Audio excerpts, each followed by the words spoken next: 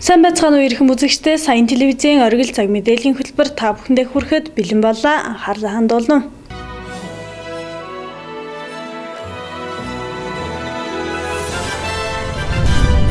Бүгд найрамд Казахстан улсын засгийн газраас Монгол улсын засгийн газарт үзүүлсэн санхүүгийн бусдгууд тусламжийн хүрээнд 2018 оны үерийн гамшигт нэрвэгдэж орон байргүй болсон иргэдэд зориулж барих хорооллын барилгын ажил эхэлж шав тавих ажил хийгдэж байгаа билээ. Энэхүү хоёр өрөө байранд тухайн үерт нэрвэгдсэн аль өрхүүд иргэд сэтгэл хангалуун бус байгаагаа илэрхийлж ингэж тендер зарлаж 7 компаниар бариулснаас мөнгөө хэмнэж аймгийн барилгын цэргийн 340-р ангийн сэргүүдээр бариулахыг хүсэж байгаагаа илэрхийллээ.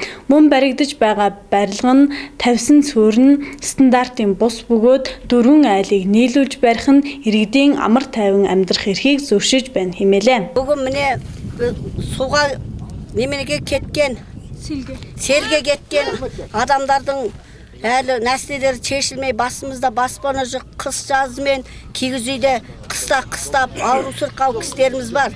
Енді бір үй салып берем дегенде салып берген үйлеріңізге кездерге көңіліміз толмай жатыр. Неге? 4 жағынан 4 үй бар. Bir үйде 9 семья бармыз. Ауру сырқау кісіміз бар. Бала чағалы кісілер бар. Сол 4 жақтағы әке мен бала сыймай отырғанда 4 жаққа 4 үй отырғанда қалай сыямыз? Қабырғадан неше сыйық естеледі. Біреу кеш келеді, біреу ерте келеді. Жақсы айтпай жаман жоқ. Қандай бір жағдай болатын болса, онда 2 үй бірдей жабылып қала ма? Бұған біз көңілімізді толмай кішкене араздығымызды білдіріп отырмыз. Мен болғанда Кәрімхан деген кісінің үйшімін. Ол кісі 3 жыл болған қысымнан жығылған. Қазір бір үйде 9 адамбыз, 3 семья отырмыз. Сонда 3 семьямыз мынандай 7-3-тің үйіне сыя ма? Сыймайды ғой. Кішкене өздеріңізден әсте ойлап көріңіздер. Әшен бұл кедері дерекен бастарында үй жоқ екен деп, қалай болай әшен болса болды, болмаса қойды деген үй салып бергенде қойыңыздар мынандай үй таған тартып салып жатқандарыңызға барлықтарына аразды болып отырмыз. Осында енді балалы мынау адам 5 саусақ бірдей емес қой. Біреудері 7-8 баласы бар. Біреудер арақ ішетін кісілер, біреу ауру сырқау кісілер бар. Сонда мына біттей 4 жақтағы 4 үйге қалай отырамыз? Ертеңгі күні біреудің арасы шығады. Біреуді төбелеседі, сен сөйттің бүйттің дегенге. Сонда біздің құқығымыз қайда қалды? Бізде бір жаман болса да құқығымыз бар ғой адам құсаған. Сол жағын енді сіздерге кішкене пікірімізді айта кетейік деп жатырмыз. Üçün өнгөрсөн оны 2018 оны 7-р сарын 14-өөс 16-ны хоор өөр усан давтагдсан иргэд байна. Өнөөдөр хүртэл жил гаруй болтол биднэрт байшин тавьж анхандаа 8 байшин болсон. Адаг сүйдэн 3-60-4-7 хэдийн харьцхан тийм байшинтай болоод байна. Энд хичнээн хүн амьдран гэж бодож байна. Одоо энийг аль хугацаанд яаж тавих уу гэдэг дээр 7-7 компани авчихад нэг нь өдөрт ирэн зарим нэг нь бидрээр одоо танараас мөнгө гарч байгаа мүү гэд бид нар өөрсдөө гаргаж яа ухааны юм хэл шугамаа тавихгүй байж сүүрээ татахгүй байж хэл амар доромжлох жишээнд бид нар атгтлаа. Энэ дарга нар хайцсан юм бэ? Энэ ард иргэд сонгуул болох үед өөрсдөө хаалга нэгэд орж ирдэг өөрийн усанд атгадаад эд хөрөнгө алдсан энгийн иргэдээ хардггүй.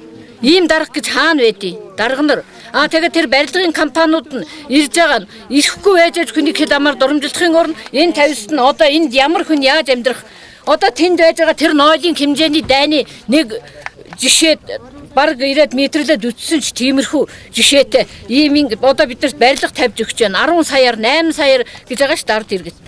Энэ хүмүүсүүд одоо яах юм бид нар? Одоо 8 сарын 15-нд боллоо. Одоо 15 хоног сар 15 хоногийн дотор энэ байшин барилга битэж бид нар дотор нь орно гэхүү намар салхин дөгөөд газаа үлдэн гэх үү. Энэ арт түмэн. Энд чинь баг одоо ингээд 56 айлын байшин тавина гэж байгаа штэ. 56 айлд хичнээн хүн байна. Bir дөрвөр 3-аар ботход 200 хэдэн хүний ирэх ашиг зөрчиж байна та нар.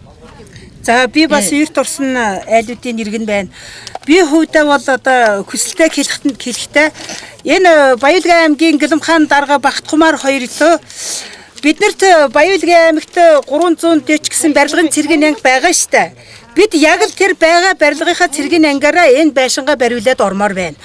6-7 компанид өгч мөнгө төгрөгийн зарлага гаргаж яхаар ганцхан барилгын цэргийн ангид тэр тендерээ өгөөч. Тэр тендерээ өгчгөөд тэр барилгын цэргийн ангийн цэргүүдээр бид нар байшингаа бариад оръё л да. 6-7 тендер зарлаж 6-7 компанид өгчих шаардлага байхгүй гэдгийг би хэлмээр байна. Бидний хүслийг биелүүлж өгнө үү? Зөвөр ойлгоно уу? 340 гэсэн цэргийн анги биднэрт Баян-Улгийд байж байгаа учраас ганцхан 340 барилгын цэргийн ангид тендерээ өгөөд ганц тендрийг тэнд өгөөд зөвшөөрүүлээд биднэрт энэ байшингийг 340 барьж өгөхтэй. Олон компани хэрэггүй, олон барилгын тендер хэрэггүй. Тэр тендрийг ганцхан барилгын цэргийн ангид олгоод тэр цэргийн анги биднэрт ганцхан сарын дотор биднэрт энэ 56 найз тус бүрчлэн байшин барьж өгвөл сайн байна. Яаралтай цэргийн анги цэргүүдээ юм чинь яаралтай 2 хугацаанд барьж өгөх байх гэдэгт итгэлтэй байна бид нар. Яг тэгэх хэрэгтэй. Би ч гэсэн дахиж олон компани олон тендер хэрэггүй. Олон компанид өгч биднэрт олон янзын компанид өгчхийн оронд бид барилгын 340 цэргийн ангид өгөөд тэр тендрийг бид нар төргөн шуурхаа гэр оронтой болгож өгмөр байна. Нодлон намрын салхичгсэн амар болоогүй. Энэ байгалийн гамшигт тохиолдолд бид нар энд ирсэн болохоос биш бид нар өөртөө сайн дур энэ асуудлаар энд нүүжирд буугаагүй.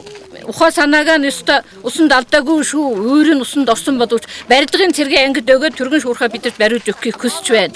Та тендрийн дарга тэр үлгий сумын тэр хариуц Болонгхан Баваржаа нэдэрт бидний хэлэх хүсэл тэр барилгын цэргийн ангид олон компани бид нар шаардлага байхгүй. Мына жағындағы екі үйдің терезесі күн жағына қарап тұр. Мына жағындағы екі үйдің терезесі көлеңке жағына қарап тұр.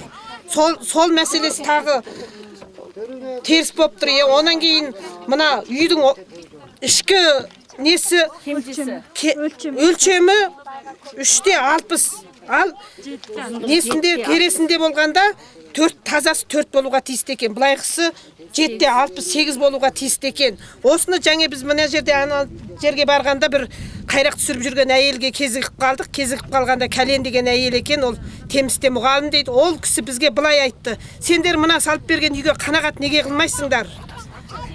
Ақша сендерден шыққан жоқ деді. Ақша кімнің қалтасынан шығып отыр? Шетелден келген көмек қой бізге келген. Сендер мына кигіз үйде отырсыңдар дейді. Жарайды, мен кигіз үйімді Кәлен алсын да маған үйім берсін. Әйтпесе ол не деген сөз? Қарайған жалпы қарайған қалқымау. Қараңыздаршы мына адамдарды мысалы. 1 жыл болды, 1 жылдан асып бара жатыр. Сонда неге осы ұсақ баладарды, мына қан жапқан қартты неге қарап көрмейді бұл кісілер? Мен өз басымда мысалы 2 семья бір үйдемін. Астын қазған жоқ дейді мына жердегі отырғандар. Несін цементін өте жұқа құйған, фундамент өте жұқа. Екі үйдің арасында, екі үйдің арасында чуылдақты. Екі үйдің, мына 4 үйді бірдей бүйтіп салып тастағанда арасындағы чуылдақты қайтеміз. Мысалы жас баламыз бар, қолымызда келініміз бар. Не деген жандарыңыз ашымайды? Халықты неге ойламайсыздар? Сіздер халықпен дарғы, халықпен адам болдыңыздар ғой. Халықпен партия болдыңыздар. Сондықтан жоғарғы отырған лауазым иелері халықты қараңыздар, көріңіздер. Бізге де бір уақыт оң қабақтарыңызбен қарап көріңіздерші. Бұл деген сіздерге бұйрық емес, өтініш. Өнгөрсөн оны 8 дугаар сард үерт аймгийн Улгий сумын 2, 3, 12, 13 дугаар багаас 929 айл нэрвэгдэж 286 өрх, орон гэргүй болж 274 өрх их хэмжээгээр 393 өрх бага хэмжээгээр хохирч нийтдээ 15 тэрбум гаруй төгрөгийн хохирол учирсан билээ. Энэхүү бусдгүй тусламжийн 510 сая төгрөгийн орон гэргүй болсон айл өрхүүдэд байр болгоход хуваарлсан байдаг. Баригдах гэж байгаа хороол нь 7 багсаас бүрдэх бөгөөд 4-8-ийн харьцаатай 2 өрөө цус 56 айлыг орон цустай болгох юм байна. Энэхүү үлдсэн бага хэмжээний мөнгөн төсвөр хэдхэн айлыг 4 өрөөтэй байшинтай болгохын оронд 56 айлыг 2 өрөөтэй дулаахан байраар хангахыг энэхүү зорьсон хэмээн удирдлагууд тайлбарлаж байна. Ковид хороолт баригдах гэж байгаа шинэ тэр үерт нэрвэгцэн айлуудын хорооллын талаар ар дэрэгдээс гомдол мэдээлэл ирж тухайн баригдах гэж байгаа байшинд сэтгэл хангалуун бус байна гэсэн мэдээлэл өгсөн. Баригдах гэж байгаа байшин одоо нэг айлын байшин хэдэн одоо хэмжээтэй байх ёстой вэ те? Хэдэн айл нийлээд баригдах ёстой вэ? Энэ талаар та дэлгэрэнгүй мэдээлэл ар дэрэгдээс. За 2018 оны үерт нэрвэгдсэн өрхөдөд тусламж аяны дагуу одоо Казахстан улсаас 500 сая төгрөгийг бол одоо байшин барьж өгөхөөр манай аймгийн иргэний төлөвчдийн хурлаас шийдвэр нь гарсан өнгөрсөн жил. Энэ жил бид нар 3 сараас эхлээд одоо тэрэндээ ямар хэмжээний хичнээн байшин барих юм бэ гэдэг одоо асуудал дээр одоо тулгараад хэд удаа хурдсны эсэстэй бол одоо аль бодохоор одоо энэ хүмүүсүүд бид нар бол одоо тэр хэмжээний хаус том хэмжээний одоо байшин барьж өрөөсөж чадахгүй 500 сая төгрөг. Аль болох олон айлуудыг хамруулах шаардлагатай болчиход байна. Одоогийн байдлаар бол одоо их нэрвэгдсэн 270-аад айл байгаа. Гэхдээ бол тэр бүгдэнд нь одоо хөрөнгө оруулалт 500 сая төгрөг байна. Тийм учраас аль болохоор их орон байртай болгоё гэсэн шийдвэрийн дагуу 56 айлын бол одоо байр барихаар одоо байшин барихаар тэгээд шийдвэрэн гараад зураг төсвөн гараад энэ бол аймагт бол одоо тендерийн хуулийн дагуу тендерийн зарлагдсан. Тендерийн зарлагдаад 7 компани аваад сая тендерийг дүгнээд сая бол одоо гэрээ хийгээд бид нар бол одоо байшингуудын одоо юугаа үзүүлсэн байна. Газрыг бол одоо ерөөсөө шийдвэрлээд өгсөн байгаа. Тэнд бол одоо яг зураг төсвийн дагуу гомдлог хэрнээ одоо зураг төсвдөр нь бол одоо нэг шиг болоод нэг айлын суус гэхээр нь одоо 4-8-ны харьцаатай ийм 2 өрөө байшин барьж өгье гэсэн дүгэлтэнд хүрсэн. Энийг дагаад зураг төсөв хийгдсэн. Барилгын захиалагчийн алба болын хяналт тавьж ажиллаж байгаа. Хэрвээ барилга дээр ямар нэг барилгын материалын дээр нь аль эсвэл бусад одоо юм дээр ямар нэг маргаан гарвал тэр захиалагчийн албатай хийх юм зүйтэй. Тэр хүмүүсүүд бол инженер нь очоод байнга одоо тэнд бол хяналт тавьж байгаа. Ямар материалаар барьж байгаа яг барилгын ямар хэмжээнд хэд байна гэдэг одоо яг тендерийн хуулийн дагуу тэр зураг төсвийн дагуу баригдана. Энд бол одоо барилгын захиалагчийн алба юу яаж байгаа хяналт тавьж байгаа бас одоо дээр нь одоо мэргэжлийн хяналт талнаас бас хүмүүсүүд очоод шалгалт хийн хүлээж авах үеэрээ комиссэнд бол одоо манай өргөс хүмүүс бол бид нар бас комиссэнд орж ажиллана. Тэр үед бол хэрвээ хэмжээ нь бага аль эсвэл хүрсэхгүй шанар муутай ийм барилга материал баригдсан байвал бид нар хүлээж авахгүй. Эхлээд 56 айлын одоо орон сууцыг бол одоо хүлээж авсны дараа энийг бол одоо үерт нэрвэгдсэн айлуудын одоо ногоос эхлээд одоо комисс байгаа. Энэ комисс хуралдаж ямар айлууд өгөх талаар энэ шийдвэр гарах юм. Тийм учраас энд бол одоо баригдаагүй байшин дээр одоо сэтгэл хангалуун бус аймгийн одоо ард иргэн маань явж байгаа гэсэн энэ хүмүүсүүд дээр бид хэлэхэд бол хамгийн гол нь бид нар олон айлыг хамруулах гэж байгаа шүү. Тэрнээс биш одоо сандууд гарсан л да. 2-3 өрөө барьж өгье 15 айл хөрсөд юм байна. 15 айлыг 3-4 өрөөтэй байранд оруулах уу? Аль эсвэл 50-60 айлыг бол 2 өрөөтэй байртаа болох уу, орон байртаа болох уу гэдэг төрөнд тулаад сүүлд нь олонхын саналаар бол одоо бага хэмжээнд бага ч гэсэн олон айлыг хамруулах нь зүйтэй юм байна гэдэг одоо шийдвэр дээр гараад шийдвэр нь гарцсан байгаа. Тийм учраас одоо ард иргэд асуух юм байвал тэнд бол хяналт тавьж байгаа байшин юунууд байгаа, инженерүүд байгаа. Бас газрын даамлууд бол одоо газрын маргааныг зөвхөн зогсуулж тэнд бол одоо координатыг олж хэмжиж хийцэн байгаа. Тэнд бол одоо тендер тухай хуулийн дагуу шалгалтын компаниудад ажиллаа хийж байгаа гэдгийг хэлье. Баярлалаа. Тэгээд нөгөө ард иргэд ингэж 340 бариулмаар байна гэсэн бас санал хэлээд байсан. Тэр нэг бол 340 хэрвээ 340-р анги бол одоо тендерийн тухай хуулиар бол 60-80 саяас 70 саяас дээш байшин барилга ямар нэг одоо улсын төсвөр хийгдэх юмнуудыг бол тендерийн тухай хууль тендер заах ёстой. Тендерэнд 340-р анги ороогүй. Тендерд оролцоогүй юм дээр одоо ханаар төгөхгүй энэ хүн дээр хийлгэн гэдэг одоо бид нар бол хийж чадахгүй. Бүх юм бол хуулийн дагуу явагдаж байгаа. Эхлээд бид нар хэлсэн нэг айлыг бол одоо болохгүй шууд гэрээгээр олгоё гэсэн бас зарим нь бол одоо хямдар барьж өгье гэсэн компаниуд байсан. Гэхдээ бүх юм бол тендер тухай хуулийн дагуу явагдах учраас нэг сар зарлаж олон 15 компани тэнд бол одоо материал ирүүлж эндээс бол 7 компани шалгарсан. Бүгд бол урд нь барилгын салбарт ажиллаж байсан туршлагатай компаниуд шалгарсан гэдгийг одоо би хэлмээр байна.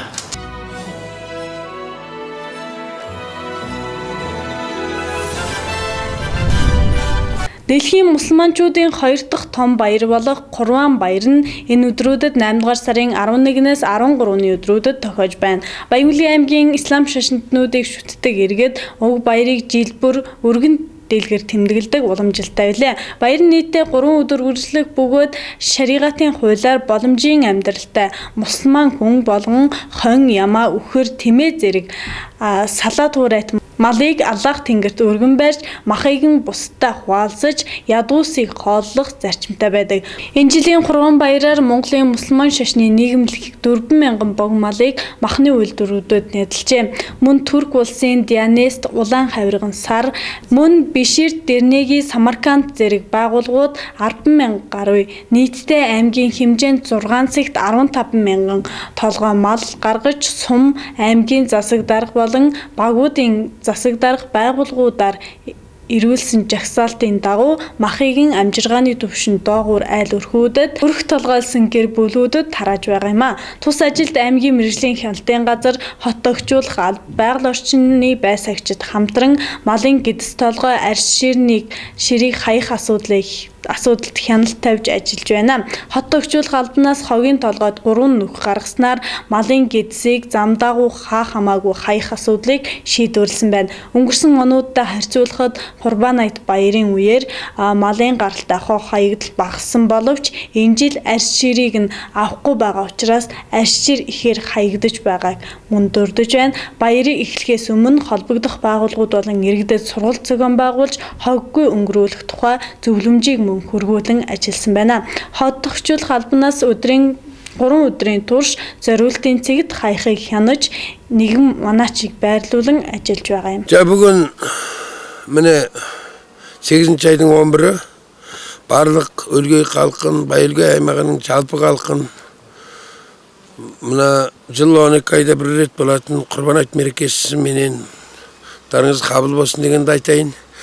Біз мына өлгей сүбін іс басқару орнының бастығы Бақытжан мырза, қала көркейту орнының аға қызметкері Құрман Шәріп және табиғат қорғаудың мемлекеттік инспекторы мен өзім бастаған жылда мысалы қандай болушы еді белгіленді бір кішкене нәрсені ретке келтірейік деп мамандық бақылау орнынан берілген арнайы тапсырма бойынша біздер мұнда кеше таңертең 7 сағаттан бастап бүгін 2-ші күнінде міне жұмыс істеп жатырмыз. Құрбан айт 3 күн ертең бітеді.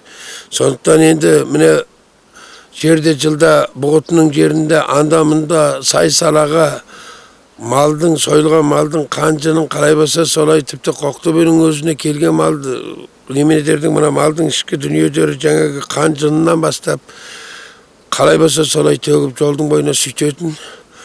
Біз үнемі тұрақты міне қазірден бастап жол бойына ешқандай нәрсе түсіртпей, қандай бір жаңағы малдың іші қарын артқан мәшинелерді уақытында кәдімгідей бақылау тексеріп жасап отырып жолға қара жолдардың бойына түсіртпей отырып өстіп әкеліп жатырмыз. Бірінші, екінші, осының алдынан бері қарай сол енді мына жерде арнайы біз мында шұңқыр қаздырдық. Жылда жалғыз шұңқыр қаздыратымыз, қазір мында 2 үлкен шұңқыр қаздырып қойып, күндегісін күнде сағат сайын сол енді бер жағына түсіреді, өйткені таяп барып түсіре алмайды. Сол бойынша мына жерге түсіртіп, таңертең 6 сағаттан келіп нәрселерінің бәрін ішіне қарай қайтадан итерітіп түсіріп жөндеп жатырмыз. Енді биылғы бір ерекше тағы қосылып жатқан қоқтың бір түрі мына тері. Тері алатын жері жоқ, тері бірге келіп жатыр, бас келіп жатыр мұнда. Сирақ келіп жатыр деген секілді. Енді тіпті бастың өзін ел мына нәрсе алмай қалған екен. Сондықтан осының бәрін біз енді бөлек-бөлек өз-өзінің неменесіне қойып, арнайы шұңқыр қаздырып, осыған салдырып жатқан жағдайымыз бар. Енді жалпы мына мал соятын жаңағы діни ұйымдар болсын, шетелдегі басқа да мына бұрынғы мал сойып жүрген арнайы үлкен компаниядар болсын, солардың бәрі нәрсені түсініп жатыр. Алдын ала біткен нәрсесіне келіп хабарласып, біздің жұмысқа көмек болып, жинасын істедік, нәрсесін істедік. Мал соятын жерінің бәріне де сондай бақылау тексеру істеп, астын цементтету, малдың қанағатын жерінің бәрін көріп, нәрсесінің бәріне ал дегенде бір 5 күн сондай тағы да тексеру жасағанбыз. Сол бойынша нәрселерін істеп, малдарын әкеп, осында сойып, кәдімгідей арнайы сол құқық төгету мәселелерінен бастап осындай дүниелерінің бәрін жөндеді. Ал енді ол үшін мына жалпы биылдан бастап нәрсеге кішкене қанағатты қатынасып тұрған жалпы мұсылман халыққа, осы мал сойып жатқан адамдарға тағы да бір рахмет айта кетпесе болмайды. Енді өзіміз күндіз түні, түнде біз енді таңертең кеше 7-те келгенбіз, түнде 11-ге дейін келіп жатыр, орын жайдарын тазалап жатыр, соның бәрін қоғын әкеп, міне жердегі қоқтың атып алдындағы арнайы күзетшіге мына жерге қойып, ана шұңқырға төгесің, мына шұңқырға төгесің деген нәрселердің бәрі істеліп жатқан жағдай бар. Бірінші. Екінші айтатын нәрсе, мұнда қазір бізде адамдардың бір енді жалғыз түсінбей тұрған нәрсесі, кейбіреу енді соның ішінде бірең сараң ауыр үйдің қашасында бір енді 10-15 қой сойған бүйткен-сүйткен адамдар кішкене нәрсені түсінбей жатыр. Мұнда келіп қайтадан біз оның бүйтіп нәрселерді айтып жатқан мына кішкене ренішті бар. Кейбіреулер баяғы тигізіп жатады біздің адамдарға, бүйтіп-сөйтіп сендер жоқтан өзгеге тақауыр талап қоясыңдар деген секілді нәрселер айтылды. Оның бәрін қайтадан түсіндіріп нәрсесін келіп жатырмыз. Енді ертең аман болса, құрбан айт бітетін болса, осы маңайдағы мына жатқан, мына терідер міне, мына жатқаның бәрі терісі. Осы теріні біз сыртына түсіріп қойып отырмыз. Қазір терін ананың ішіне салса, ана боғжын сиятын жағдай жоқ ана немедерге. Әбден болып, анадардың бәрі толғаннан кейін бетіне салып, болмаса ертең таңертең қайтадан біз мына жерден ортасына өмірді қайтадан шұңқыр қазып, мына терінің бәрін көміп, мына ана үйіліп тұрған құмдардың бәрін қайтадан жауып, жерін неметіп етектеп жатқан нәрсе, осындай шаруадарды ұйымдастырып жатқан жағдайымыз бар. Жалпы халыққа айтқанда, енді арғарай, енді осыдан кейін 9 айдан кейін бізде мына мал соятын компаниялар биылда көп мал сойылатын болу керек. Оларға да біз солар шарт бойынша жұмыс істейміз. Сол шарт бойынша ол кісілерді шақырып сөйлесіп отырмыз. Осы жерлерден біз арнайы жерін қаздырып, әрбір компанияға қаздырамыз ба, жоқ бәріне біріктіріп қаздырамыз ба, өстіп бір шара болдырып жатқан жағдайымыз бар. Былтыр өздеріңіз білесіздер, Бұғыт сұмының жерінде ашық, қыстай дау болды, сөз болды, қай компания екені белгісіз. Сондықтан Өлгей сұмын іс басқару орнынан биылдан бастап, міне іс басқару орнының бастығы Бақытжан Мырзадан бастап біз өзіміз жұмыс шаруамызды тастап отырып, осында келіп 2 күн, 2 түн, енді ертеңнен бастап 3 күн болады. Ары қарай компаниялар да осылай өзінде бір кішкене ретке келтірейік деп жатқан жағдайымыз бар екен.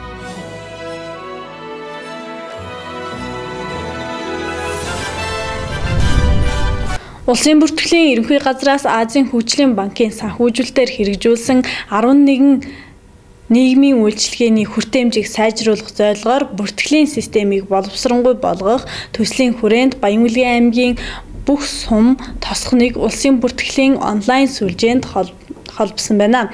Дэлүүн, Ногооннуур, Баяннуур, Алтай сумыг өнгөрсөн 1-р сард холбосон бол үлдсэн сумыг сүлжээнд холбох ажлыг энэ сарын 1-ээс 8-ыг дуустал бүрэн хийж гүйцэтгсэн байна. Аймгийн улсын бүртгэлийн хэлтсийн дараа Арманы тайлбарласнаар дээрх ажлын үр дүнд Тус аймгийн ард иргэд иргэний бүртгэлийг бүх төрлийн үйлчилгээг болон түүнтэй холбоотой 8 төрлийн лавлгааг аймгийн төвд ирэхгүйгээр харьяа сумаасаа авч цаг хугацааг мөнгө төгрөгийг хэмнэх боломжтой болсон байна. Мөн цаашид сумын төвөөс эд хөрөнгийн лавлгаа олгох, гадаад паспорт захиалах боломжийг үе шаттаагаар бүрдүүлэхээр ажиллаж байна. Энд хүрээд Сайн телевизийн оргил цаг мэдээллийн хөтөлбөр өндөрлөж байна. Анхаарлаа хандуулсан үзэгч та бүхэндээ баярлалаа.